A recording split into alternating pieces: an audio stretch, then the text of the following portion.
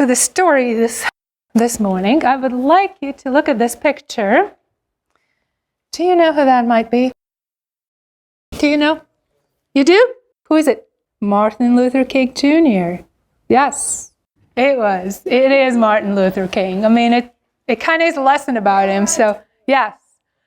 I don't think we often see his picture as a child, but he did have a childhood, like most of us, right? There is a story from his childhood, and this one was written by Denise Lewis Patrick. On one sunny September afternoon, it was after the first day of school, Martin got home and he went straight to a store where his best friend Bobby usually hanged out because his dad owned the store and he helped out his dad. So he ran in the store and in excitement is showing his new reading book to Bobby and say, "Look what I got a new reading book. Would you like to look at it?" And Bobby said, "Maybe later," and looked really busy putting cans on the shelf. Bobby went home, then another day, he came over and asked Bobby, "Would you want to come and play with me?" Because during the summer, they were playing baseball in an empty lot right next to the store all day long, and they were having a lot of fun. So he thought, well, maybe after school we could play again. Bobby said, maybe.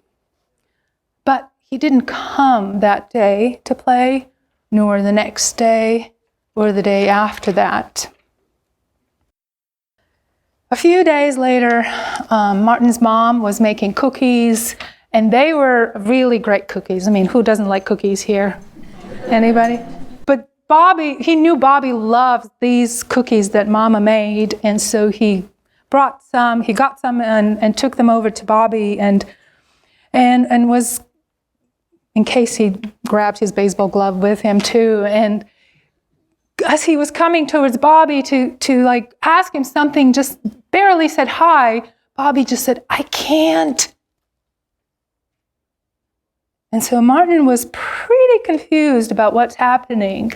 That night he was talking to his big sister, Christine, and wondered, what if Bobby is mad at me? Did I do something? Christine suggested, well, maybe Bobby's dad wants Bobby to really help a lot in the store right now, and so she really just is busy and can't help. So Martin decided to find out and ask Bobby what's going on. So he waited the next day at the store, waited for the store to close and for Bobby to come out. And that's when Martin asked, "Bobby, why don't you want to play with me anymore?" And Bobby said, "My papa said I can't play with you anymore." And his face turned red. "Why?" Martin asked. "Because you are black and I'm white, Martin. Papa says blacks and whites can't mix." Later that night, Martin told his parents what had happened. And he said, "I don't think it's fair." "No, it's not," Martin's dad said. Martin was wondering why. Why is this happening? And his dad said, "Well, white folks believe they are better than we blacks. So they treat black people badly. We can't eat in the same restaurants, drink water from the same fountain, or send our children to the same school. And let me tell you, I do not like being treated differently only because of the color of my skin."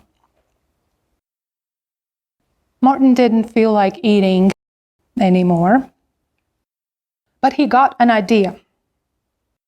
Can't I change the rules? Can't I change people's minds? His dad smiled. Yes, you can. You may have lost a friendship, but remember, friendship has no color. Martin never forgot this hard lesson. He spent his life trying to change people's ideas about friendship and peace. He dreamed of living in a world where all people treat each other fairly. And today, people are still working to make Dr. King's dream come true. This is a story from Spirit Play Resource, and usually at the end of the story, we all wonder about it. So I would ask some wondering questions and invite you to think about these things. I wonder if you have ever seen or heard any of this before. I wonder what was your favorite part of the story. I wonder where you might be in the story. It's hard to imagine that many years ago, right? I wonder where the spirit of love and mystery might be in this story. The part where Dad says, yes, you can go and change people's minds and change the rules and keep working for it, right? Thank you for engaging the story with me.